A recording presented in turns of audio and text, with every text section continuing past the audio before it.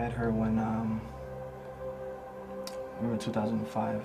I was about 15, turning 16. I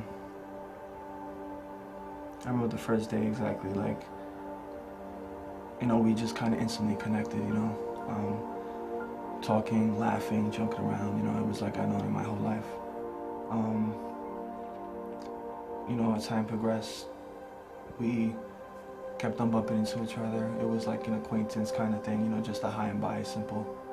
At the time, I had just gotten out of a relationship. She was in one, kind of on and off. And, as time progressed further, we just started to talk on a daily basis. We became good friends. Sooner or later, exchanged numbers, the whole nine. Next thing you know, we're together. And we're both Christian, so we had good morals, good principles. We knew that God was supposed to be the center of the relationship. But, as you do anything in life, when God's not the center or the focus of it, sooner or later it's bound to collapse. I started to go to Christ Tabernacle at the age of 12. I was on fire for God. I loved the people there. It was my second home. But 2 months before my Sweet 16, I received a phone call to go to the hospital. And I knew something was bad, and I got there, and they told me that my father, he passed away, and I was devastated. But I had the faith that just like Lazarus, that he was gonna raise up. So I remember I was praying to that dead body, and nothing happened. I was so angry with God, so angry. So I went to high school, and I met this guy, and he kind of filled the void that my father wasn't there. My brother, because the way he was grieving, he left home. So basically all my male figure were gone, and because I was mad at God, he was also. So this guy bought me everything. He gave me time. He loved me.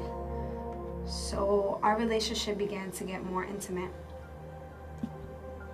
Later on, we're already sexually active. I went to the doctor to get myself checked. 5 days afterwards, I received a phone call, and they said that, Steph, you need to come into the doctor. And I was like, is everything okay? And she's like, no, you just need to get treated. And she told me to come and to bring my significant other and the person, the third person. I was speechless. I called him and I told him, are you cheating on me? And told me, of course not. I will never do that to you. So, I told him, I was like, great, because you have an STD. And he couldn't believe it. We went to the doctors together, and we had a horrible fight outside of the doctors. I was so angry, because I've been deceived. The last guy that I thought, loved me. I told God, I apologize, because even in the midst of my difficulties and my state of loneliness, I knew that God was there, because I knew the word. And I remember telling God, I was like, God, if you heal me physically and emotionally, that I will come back to you. As time went by, disagreements started to come up and arguments started to come up. There was a lot of jealousy involved, a lot of mistrust, and things started to slowly just break down and fall apart. We did care for each other deeply, we always wanted to make it work, but we just weren't really getting along. and there was nothing we could really do about it, you know. So a few times we, you know, took a break and basically said, okay, you know, we'll try to take some time apart from each other, see what happens. I remember the first time we separated, like, for good. I'll never forget, I was in shock. I was completely heartbroken. Heart was in pieces. You know, I never really experienced anything like that. I would always just wonder, you know, why. I would go back to her asking questions, you know, let's try to work it out again. What did I do wrong? What did we do wrong? But the point is, like, no matter what we did, we just weren't working out. And it came to a point where I just ended up just started to cry out to God and just ask him, you know, what's going on with me? Why am I so heartbroken? Like, you know, why is this happening?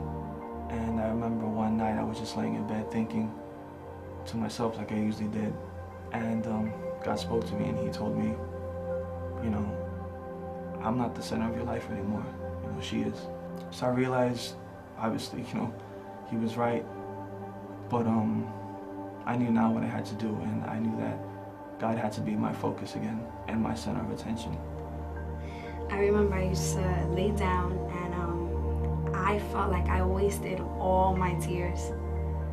I had no more tears left, that all I had was pain. And every time I could think of him and another girl, I just got really, really, really sick. I remember my friends were in the house one day and they told me that, you know, because when you have friends, they love to tell you about, even though you're broken up with somebody, they love to inform you. They like to call you and tell you certain things, and I remember they were like, yo, I seen, because they don't know we were broken up, I seen, you know, your man and some girl on the bus. And I was like, she was getting a little bit too close, you know what I'm saying? I was like, what? And I remember that the heat that came out, and I was always very passive, energetic but passive. And I remember putting on my clothes. I was ready to fight. I was like, I'm leaving, that's it, I'm leaving, I can't stand this. And I was like, I'm gonna fight the girl, and I'm gonna fight him too, because I don't care. And I was like, and I didn't care who I was anymore. It's that the person that I just became was just evil. It's so funny because God knew what my intentions were, and it started raining outside. And they were like, you see, that's God giving you a sign, like, you shouldn't go, Steph, you shouldn't go. You remember God? And I was just like, yeah, and I was just, the Lord was mindful of me, even in the midst of my rage. Sounds crazy, but I believe heartbreak can just be so incredibly painful. And like, you can compare it to any other type of pain, internal, external, that you could come across, and I think that heartbreak tops it all. I can truly say that to this day, God's restored my mind and my peace, giving me comfort when I just was going crazy and I didn't know what to do with myself. If I could say something to the guys out there who may think that, you know, they'll never experience heartbreak because they may be too manly or too macho or whatever the case is, it happens to everybody, at least, I believe, at least once in their life, you know. And I really think that you just need to try to let it go and just let God work in you. And I guarantee that only He can give you the peace that, you know, surpasses all understanding. You ever get sick of yourself? It's just like, I'm so mad that I love him. I'm so mad that I think about him. I'm so mad. I wish I could yank my heart out of my body. I just didn't want to feel. I didn't want to touch. I wanted to be numb. Numb completely. So I grabbed all my stuff of his, teddy bears, clothes. I thought about the sneakers, but nah. So I kept those, but we had a scrapbook together. I grabbed all of them and I put them in a bag. I remember asking Chris, I was like, Chris, when are you gonna have the box on stage? And he told me, he was like, the box? I'm like, yeah, the box, I gotta put something in it. He was like, all right, I'm gonna put it on stage. And I remember the first week I wasn't there, I think they had difficulties putting it there, and the following week I saw the box on stage.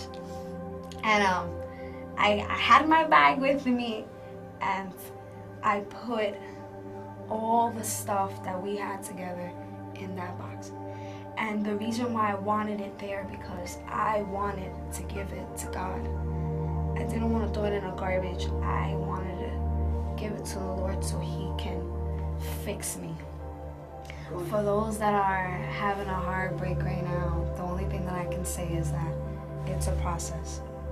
I'm not going to tell you the pain is going to go away. It takes time. But I will say that is that God is faithful, and He will always remain faithful. If you don't have nothing to grab onto Him and try Him and watch Him prove Himself to you, and you got nothing to lose. Nobody's gonna love you like He will love you.